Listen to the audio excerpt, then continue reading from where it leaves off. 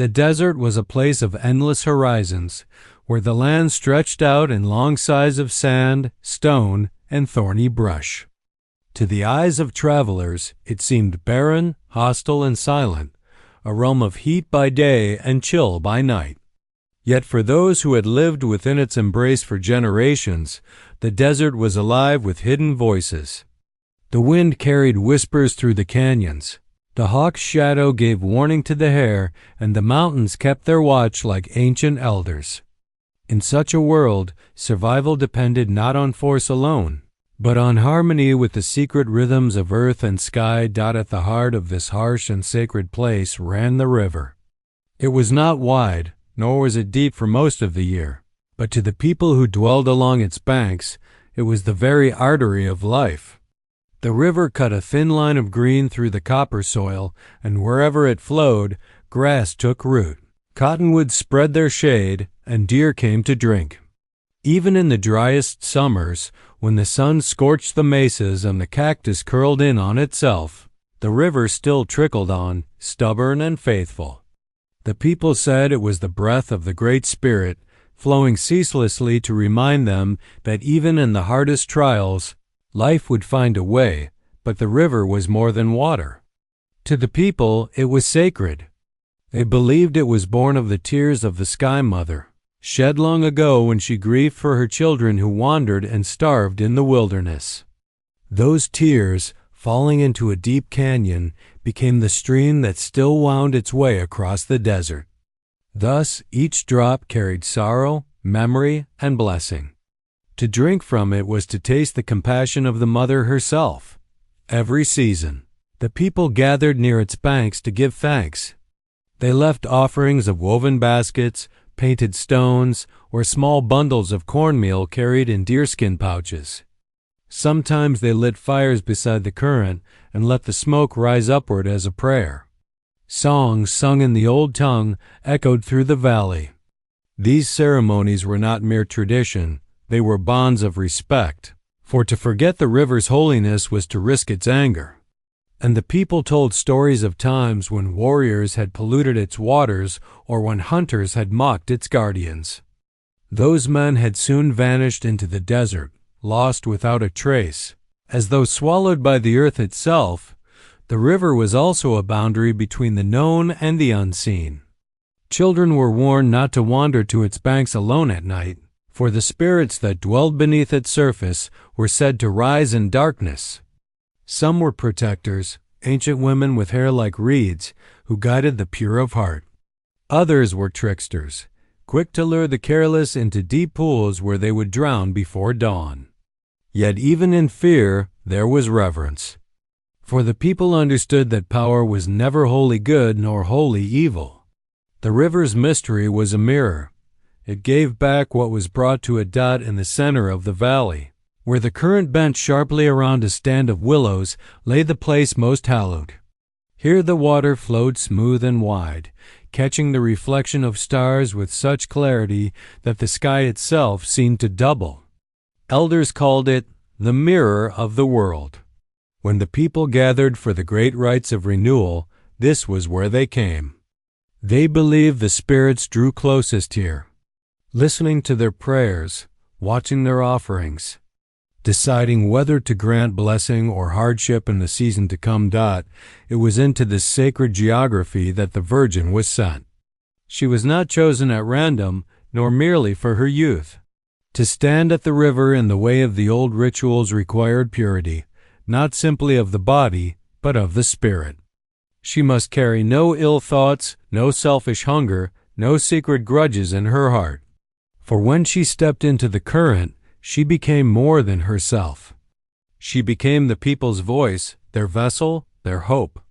Through her, the river would measure the worth of all who depended on it. Thus, the sacred river was not a backdrop but a living character, as central to the story as any human figure. It was the witness of vows, the keeper of secrets, the silent judge. To describe it was to speak of the lifeblood of the desert, of sorrow and renewal, of the ever-turning balance between thirst and blessing. And in this place, timeless and solemn, the Virgin's journey would begin. The dawn broke softly over the desert, a pale band of light stretching across the ridges. The air was cool and brittle, still holding the breath of night. In the village, smoke rose from low fires where women prepared the morning meal. Dogs stirred and barked lazily, their ears pricked toward the awakening world. Yet within one small dwelling there was no sound of cooking, no smell of corn griddle on stone.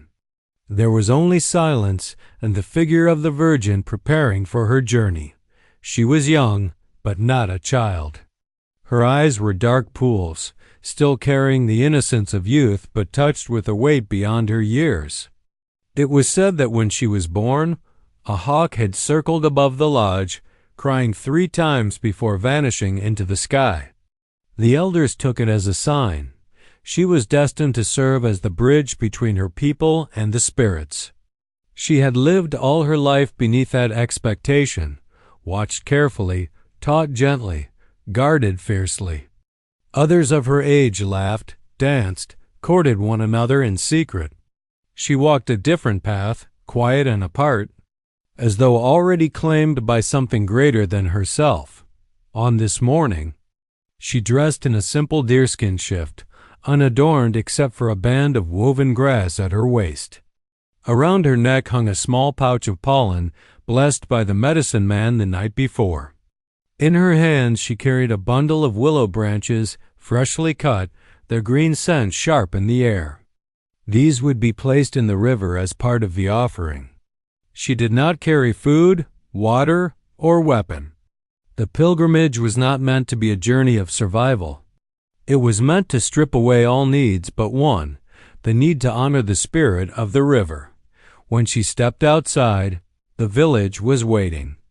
Men, women, and children gathered in a half circle, their eyes lowered. No one spoke her name.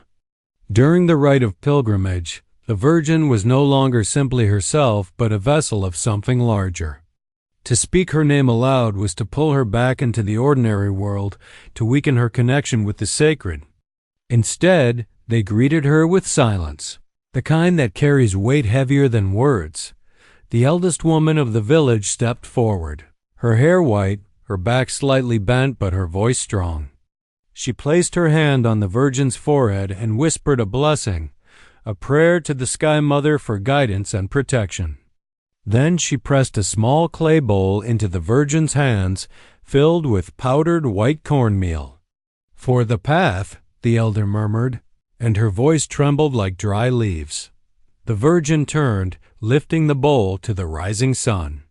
She sprinkled a pinch of the cornmeal on the ground, tracing a line from her feet toward the horizon where the river lay hidden beyond hills and canyons. Then, with steady steps, she began her walk. The desert road stretched before her, dry and uneven, yet every stone and cactus seemed to lean toward her passage. The air shifted. A hawk cried overhead, just as it had on the day of her birth. She did not look up, but her lips moved in silent prayer. Hours passed as she walked alone. The sun climbed higher, painting the land in waves of gold and shadow. Heat pressed down and dust clung to her ankles, but she did not falter. At intervals, she paused to scatter pinches of cornmeal, marking her trail with blessings. Each scattering was a gesture of humility, an acknowledgement that she was but a guest walking upon the earth. Then the earth had the right to accept or reject her dot. At midday she reached the foot of a canyon. The walls rose steep and red, carved by centuries of wind and water. Here the silence grew heavy. Her footsteps echoed against stone, and the air was cool in the shadowed pass. She knew the stories, that spirits lingered in such places, waiting to test travelers with visions or whispers. The Virgin slowed her pace but did not turn back. Fear was natural. Yielding to it was not permitted. At last, as the canyon opened, she heard it, the faint murmur of water drifting across the stillness like the first notes of a song. Her heart tightened. The river was near. She quickened her pace. Willow branches clutched close to her chest until the land dipped and the glint of water appeared between the trees. The sight was both familiar and strange. She had seen the river many times, but never as she did now, not as a girl at play or a daughter fetching water. But as a chosen pilgrim approaching the heart of a mystery, she paused at the edge of the trees, letting the moment settle upon her. Behind her, the desert stretched endlessly, carrying with it the lives of her people. Ahead lay the river, ancient and watching. She understood that the path she had walked was more than miles of dust and stone. It was the crossing from oneself into another. Taking a slow breath, she stepped forward into the shadow of the willows. The river waited. The river lay before her like a living thread of silver, weaving its way through the green of willow and cottonwood. The sound of it was low and steady, a murmur like breath, ancient and patient. To the virgin, it seemed as though the water had been waiting for her, not for hours or days, but for countless generations. She stood at its edge, her hands pressed to her chest. And for the first time since leaving her village, she allowed herself to feel the weight of what she carried. The elders had told her, "When you arrive, you will not belong to yourself. You will belong to the river." These words echoed in her mind now as she knelt to sprinkle cornmeal into the current. The grains floated for a moment, tiny stars against the dark water, before sinking and vanishing. The offering was simple, but it bound her to the river's will. From this moment forward, whatever happened, blessing or punishment, she could not resist or turn away. She set down the willow branches beside her and untied the grass cord at her waist. Slowly, carefully, she slipped the deerskin garment from her shoulders. It fell soundlessly at her feet. In that instant, she was not a girl of flesh and bone, but something older, something raw. The nakedness was not shameful. It was truth. She had nothing to shield her, nothing to hide behind. She was as she had entered the world, as she would one day return to it. The wind stirred, threading through the reeds. Goose flesh rippled across her arms, but she did not cover herself. Instead, she stepped forward, one bare foot sinking into the cool mud of the bank. The water lapped against her toes, cold and startling, like a sudden breath taken in the dark. She inhaled sharply, then steadied herself. She waded deeper, the current pressing gently against her legs. Each step was deliberate, measured, as though the river might refuse her if she moved with haste. The chill crept upward, circling her knees, her thighs, her waist. The river seemed alive, caressing her skin not with lust but with ancient knowing. She felt as though it read her, searching for hidden stains within her heart. The virgin tilted her head back, letting the morning light pour over her face. The sun, climbing higher, burned against her skin, while the water cooled her in equal measure. Between fire and river, she felt suspended in balance. She raised her arms, palms open, and spoke the prayer she had been taught since childhood, a chant to the Sky Mother, the Earth Father, and the spirits of the flowing water. Her voice trembled at first, but soon grew steadier, a thin thread of sound weaving itself into the wind dot in her mind's eye. Images rose, the faces of her people, their hunger in times of drought, their joy when the fields grew heavy with corn, their grief when graves were dug in the hard earth. She carried them all within her, offering their lives and their needs to the water. "I am not mine," she whispered. "I am theirs. Test me, see me, bless us." She submerged herself then, lowering her body until the river closed over her shoulders, her neck, her head. For a heartbeat, the world vanished. There was only the muffled roar of water in her ears, the cold pressing against her chest, and the sense of being surrounded on every side by something vast and unseen. She did not thrash or resist. She let the current hold her. When she rose again, gasping, droplets streaming down her face and hair, the world seemed sharper. The leaves gleamed greener, the air smelled of earth and wet stone, and her own heartbeat thundered like a drum in her chest. She felt both emptied and filled, fragile and unbreakable. She walked back toward the shore, but she did not yet reach for her garment. Instead, she stood for a long moment in the open, water running in rivulets down her skin, shining in the sun. To anyone who might have seen her then, she would not have appeared as a mortal girl, but as an image of the land itself, bare, enduring, offered to sky and water alike. The ritual of unveiling was complete. She had placed herself wholly in the river's hands. What answer it would give, in rain, in storm, in silence, remained unknown. But for now she stood unflinching, the virgin of her people, waiting in the stillness for the next sign. Far upriver, 4 hunters moved in silence through the scrub. Their bows rested across their shoulders, quivers slung at their backs. They had been away since dawn, chasing the faint tracks of deer across the stony flats. By mid-morning their arrows still lay unused, their throats dry, their steps slow with fatigue. The desert was generous only in its cruelty, and yet, by chance or by fate, their wandering feet drew them down a narrow slope where the cottonwoods thickened, and the murmur of water grew strong. The first to hear it was Nanton, the youngest of the 4, sharp-eyed and quick as a coyote. He raised a hand, signaling the others to halt. "The river," he whispered. His voice carried both relief and caution, for the river was never simply water. It was sanctuary, but also taboo. Hunters drank from it freely, yet all knew there were places along its length where they were not meant to tread. Still, thirst overcame hesitation. Quietly they descended, slipping between willow branches until the shimmer of water appeared ahead. And then, as the trees opened, they stopped as though struck by a single breath of wind. She was there. The virgin stood in the river's embrace, her body gleaming with droplets, her arms lifted as though in supplication. The sunlight caught her wet skin, making her seem carved of both light and flesh. The current swirled around her thighs, breaking against her form as though bowing in reverence. She did not see them. Her eyes were closed, her lips moving in words too soft to reach. The hunters froze, each one pierced by the sight. For a moment none of them breathed.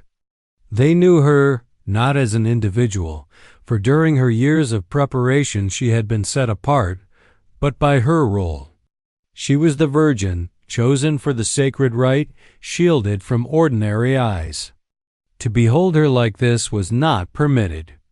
It was trespass. Yet none of them could turn away. Nanton's face flushed. His hands twitched as though to grip his bow, though no prey stood before him. He whispered hoarsely, "She is," but the words failed him. Was she beautiful? Sacred? Forbidden? Each answer felt both true and dangerous. Beside him, an older hunter, Chano, clenched his jaw. He had fought battles, seen blood spill into sand, yet never had he felt such a strange trembling in his chest. "Do not speak," he hissed, though his own gaze betrayed him, fixed and hungry. The third hunter, Baco, pressed his palm against a tree as though steadying himself. His thoughts were not of beauty but of danger. "We should not be here," he murmured. "This is the place of the spirits. They will know." But the fourth K, the most headstrong among them, only smiled faintly, his eyes narrowing. "Spirits or not, she is flesh. Do you not feel it? She stands before us like a gift." His words carried both awe and temptation, a whisper that stirred unease among the others. The silence stretched. The virgin continued her prayer, unaware of their eyes, while the hunters' hearts wrestled within their chests. Reverence tangled with desire, fear with longing. Each man felt the weight of his own humanity pressing against the boundary of the sacred. Then the wind shifted. It came sudden and sharp, rushing down the valley as though driven by an unseen hand. The willow branches thrashed, and the surface of the river broke into ripples. A chill passed over the hunter's skin. The virgin opened her eyes and looked skyward, as if answering a summons. She did not see them, yet in that instant the hunters felt exposed. As though the river itself had turned its gaze upon them, Baco stepped back, his face pale. "It knows," he whispered. "The river knows we are here." The others said nothing, but the truth of his words weighed heavy in their silence. They had come seeking game, but instead they had stumbled into a trial of their own. The deer had eluded them, but the spirits had not. From where they stood, they could still see her, a vision of purity and peril, untouched by their presence yet somehow holding them in judgment. Their hands, restless and trembling, itched with impulses they dared not name. The air smelled of wet earth, of willow sap, of something older and sharper, warning, and so they lingered, torn between reverence and temptation, their hearts pulled in two directions. In the hush of the valley, beneath the gaze of river and sky, the hunters stood as men caught between what was holy and what was human. The four hunters stood half hidden among the trees, hearts beating louder than their footsteps had ever done in battle. The Virgin's prayer wove through the air, fragile and haunting, rising above the steady murmur of the river. Every note of her voice seemed to draw them deeper into a spell, not one of witchcraft, but of raw humanity clashing against sacred law. Natin, the youngest, felt his throat burn as though he had swallowed fire. His eyes refused to turn away. Never had he seen such unguarded beauty, nor such terrible purity. She was not laughing with companions, not veiled by the robes of ceremony, but unveiled before the river as though belonging to no mortal world. The urge to step forward pressed at him until his knees trembled. Kay, the boldest, let out a breath that was half a laugh, half a groan. "Look at her," he whispered, low and fierce. "She stands there as if the spirits themselves carved her from the stone and water. Who would know if we—" He cut himself short, but the meaning hung in the air like the shadow of a hawk circling overhead. Baco, always cautious, bristled at the words. His knuckles whitened as he gripped the bark of the tree. "Do not finish that thought," he hissed. "She is untouchable. If your hand so much as brushed her skin, the spirits would strike us down before we could take another breath." His voice trembled, not with disbelief but with fear he knew too well, yet even as he spoke, he could not deny the weight pressing on them all, the pull of forbidden longing, the ache that twisted reverence into temptation. The Virgin stood waist-deep in the water, droplets glistening on her shoulders like beads of crystal. Each movement of her arm, each turn of her head, seemed magnified, as though the river itself wanted them to witness. Cheno, the eldest of the four, remained silent longest. His face was grim, his jaw clenched. He had seen men die with honor, and he had seen them die with shame.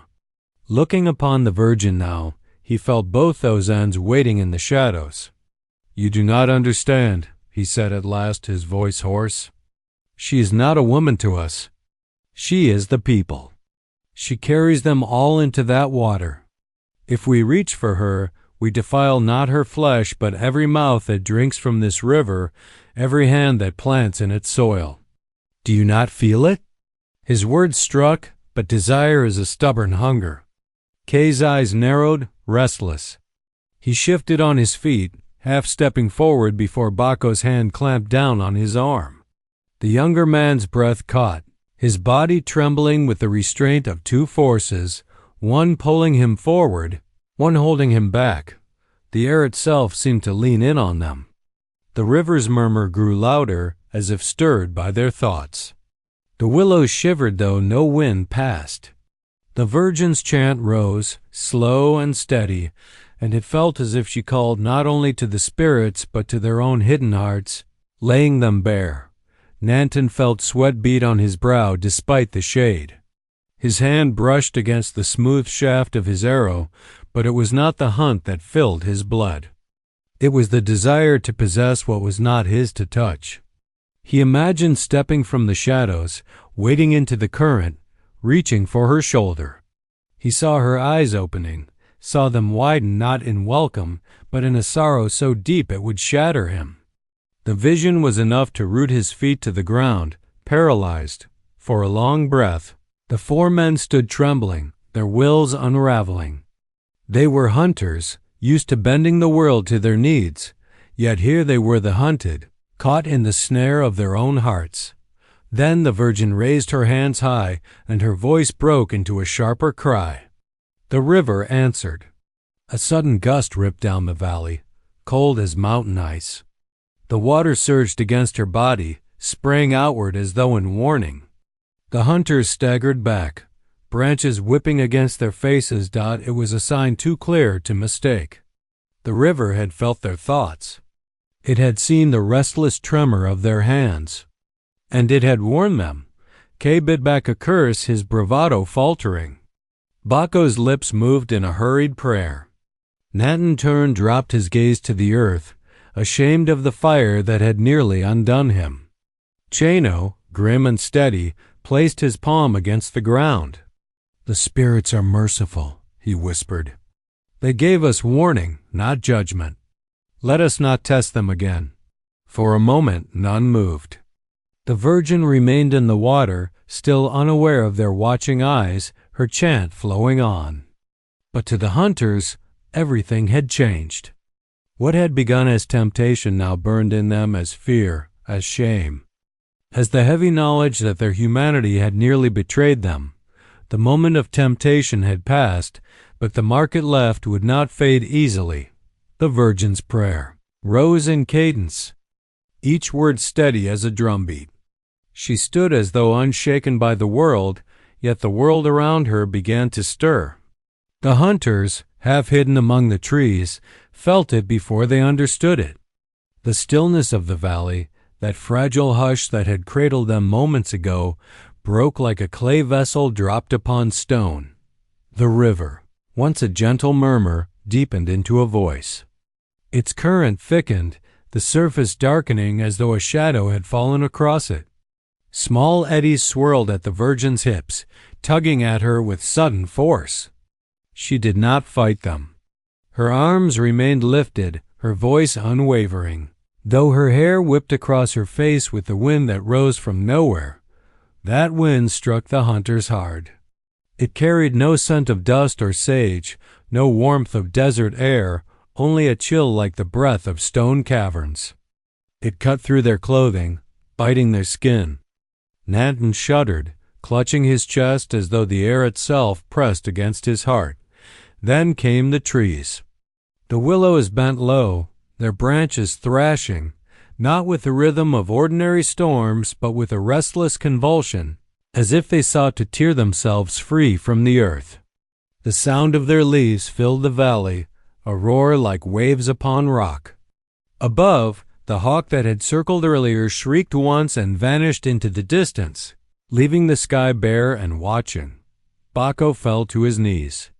"It is angry," he whispered, his words trembling against the ground. "The river knows our thoughts."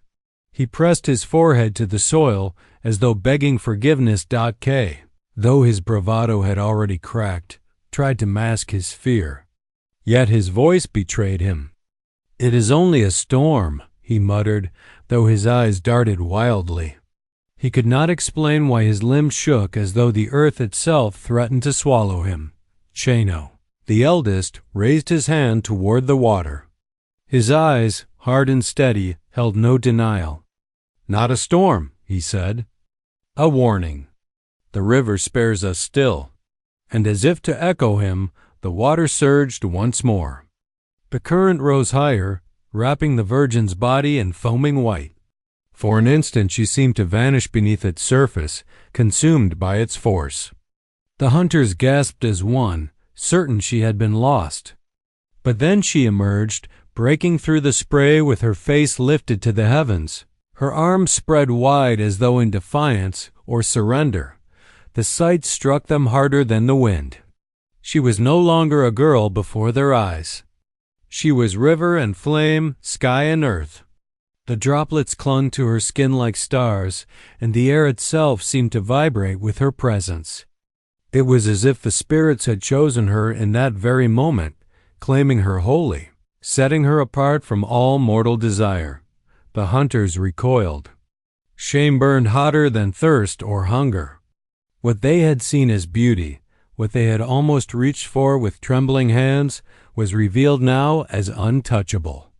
To desire her was not merely to break a taboo, it was to pit oneself against the river itself, against the very lifeblood of the land. The wind howled once more, then died as suddenly as it had come. The willows stilled. The water, though still restless, settled into its steady course. The valley returned to silence, yet it was no longer the silence of peace. It was the silence of judgment withheld, of danger averted, but not forgotten. The Virgin lowered her arms at last. She stood still, breathing deeply, the water lapping softly once more. Her prayer had ended, but its echo lingered in the air, a vibration the hunters felt in their bones. She turned toward the bank, her face serene, untouched by the turmoil that had raged around her. She had not seen them, did not know their struggle. Yet in some terrible way they felt she had. Kay looked away, unable to bear the sight any longer. Nanton wiped the sweat from his brow, his body trembling with the aftershock of both longing and fear. Baco remained kneeling, unwilling to rise until he felt certain the spirits had truly withdrawn. Only Cheno kept his eyes on the Virgin, though his gaze now was not that of a man but of a witness. The river had spoken. It had not struck them down, but it had shown its strength, its vigilance, its unwillingness to be mocked or tested. Its warning was clear. They were men frail and flawed. She was chosen, set apart. Between them lay the current of the sacred, wide and impassable dot, and though the storm had passed, its memory would cling to their hearts long after they left the river's edge. The valley had fallen silent again, yet silence no longer meant safety. It pressed on the hunters like a weight, heavy and relentless. They remained beneath the willows, their bodies stiff, their hearts still pounding with the echo of the river's surge. None dared move at first. To take a step felt like tempting fate once more, as if the very ground might open and swallow them whole. Nanton was the first to break the stillness. He was young, but the fire of shame burned hotter in him than the fire of temptation ever had. His face flushed as he lowered his gaze to the soil. "We should leave," he whispered, his voice raw. "We are not meant to be here." He clutched his bow against his chest like a shield, though no enemy threatened him but his own restless blood. Kay bristled, torn between pride and fear. His jaw worked, but no words came at first. Finally he spat into the dirt, though his hands shook as he did. "The river roars like a beast and we cower like children," he muttered, though his eyes betrayed him. They refused to rise, refused to look again at the figure in the water. His defiance was hollow, cracked by the truth he dared not name. He had been struck down not by arrow or blade, but by his own unworthy thoughts. Baco lifted his head from the earth, his forehead streaked with dust. His lips moved as if he still prayed. When he spoke aloud, his voice was hushed, reverent, almost trembling. "It is not cowardice to turn back. It is wisdom. The river has warned us. To remain is to invite judgment." He looked to the others, his eyes shining with both fear and conviction. Cheno, the eldest, finally stepped forward, not toward the river, but into the space between them. His presence carried weight, steady as stone. His face was stern, yet his voice carried neither anger nor ridicule, only certainty. "The choice is ours now," he said. "The river has spared us once. It will not spare us again. If we reach for her, if we claim with our hands what belongs to the spirits, we will not only destroy ourselves. We will bring ruin upon the people who drink this water, who plant their corn in its soil. You know this as I do." His words settled over them like the dust of ages. They were not merely men in that moment. They were the sons of their ancestors, bearers of the law that had shaped them. Each of them understood, though desire gnawed still at the edges of their hearts, that to dishonor the Virgin was to dishonor the land itself. The Virgin, unaware of her watchers, had begun to wade back toward the bank. The current clung to her like a veil, and the sun's rays wrapped her in light. She seemed more spirit than flesh now, a figure half belonging to the world and half beyond it. The hunters knew they could not follow her into that light. Nanton bowed his head deeply, pressing his fist against his chest. "I will not shame myself before the river," he said, his voice steadier now. Baco nodded, relief softening his features. "Nor I." Kay hesitated, his pride warring with his fear. His lips curled as if a final protest clawed at him. But when he raised his eyes and saw her, saw the unearthly stillness of her face, the way the water streamed from her like threads of silver, his resistance broke. He exhaled sharply, shaking his head. "Nor I," he muttered, though the words tasted bitter in his mouth. Chano looked at each of them in turn, his gaze firm. "Then we are agreed. We turn away." And so they did. One by one, the hunters stepped back into the shadows of the willows, their eyes lowered, their movements careful as though they carried fire in their hands. They did not look again toward the Virgin, though the image of her burned in their minds as if carved into stone. When at last they emerged from the grove, the desert stretched before them, wide and merciless. Yet something had shifted. Their thirst still burned, their bellies still ached with hunger. But they carried with them a different weight now, not the gnawing of desire, but the solemn burden of restraint. For in that valley, at the edge of the sacred river, they had faced the test no hunt could prepare them for. They had stood on the edge of transgression, felt the pull of their own human weakness, and chosen to step back. The choice was not clean nor free of shame, but it was theirs. The hunters did not speak as they walked, yet each of them knew the truth. The river had seen them. It had measured their hearts. And though their hands had trembled, though their thoughts had faltered, they had turned away. In that choice lay not only survival, but the hope of their people. The Virgin stepped from the water with slow, deliberate grace as though the current still clung to her.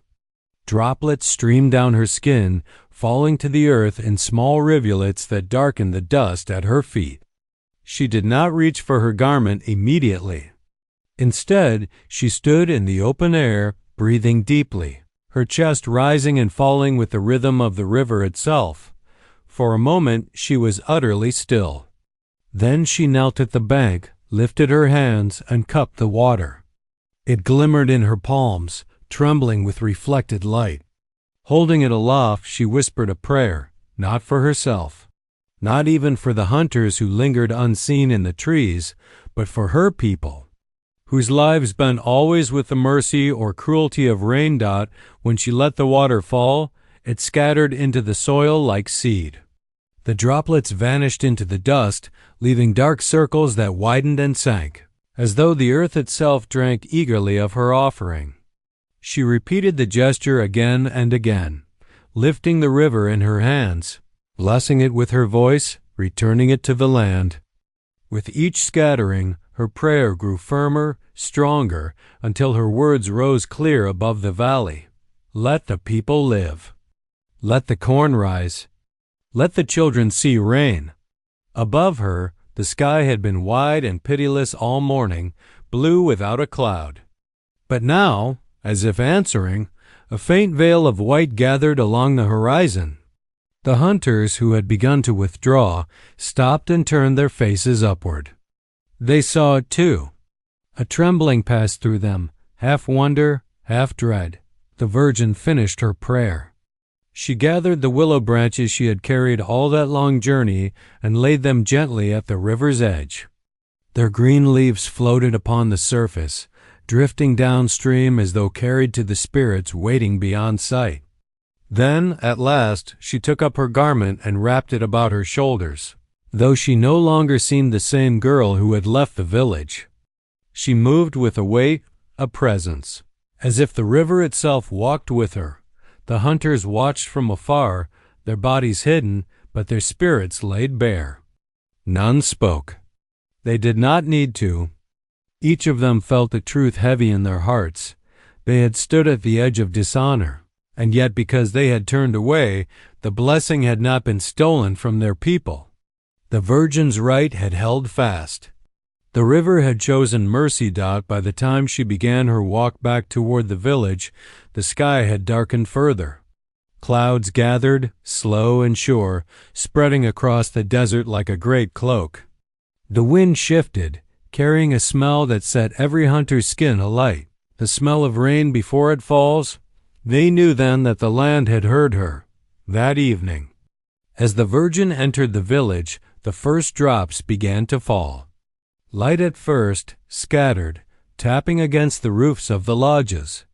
The peoples emerged, lifting their faces skyward.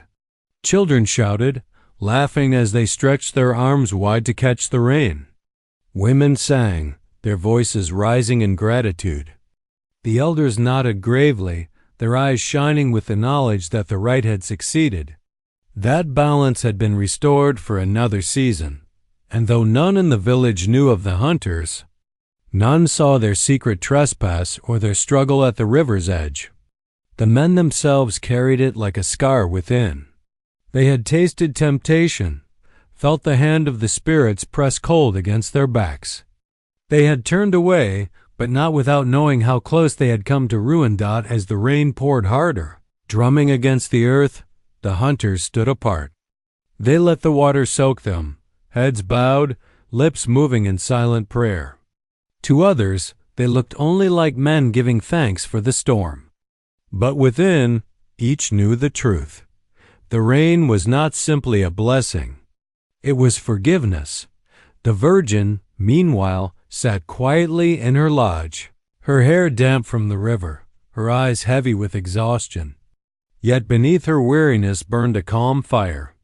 She had faced the current, carried the prayers of her people, and returned with rain. Whatever others had done or thought in secret, she did not know. Or perhaps she did in some distant way, but she did not speak of it. Her task was complete. The desert drank. The corn would rise. The people would live.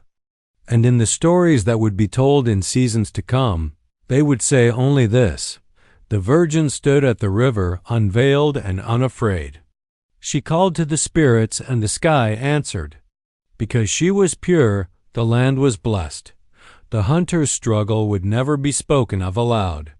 Yet every time they looked upon the river, they would remember the warning and the mercy of the spirits that had stayed their hands.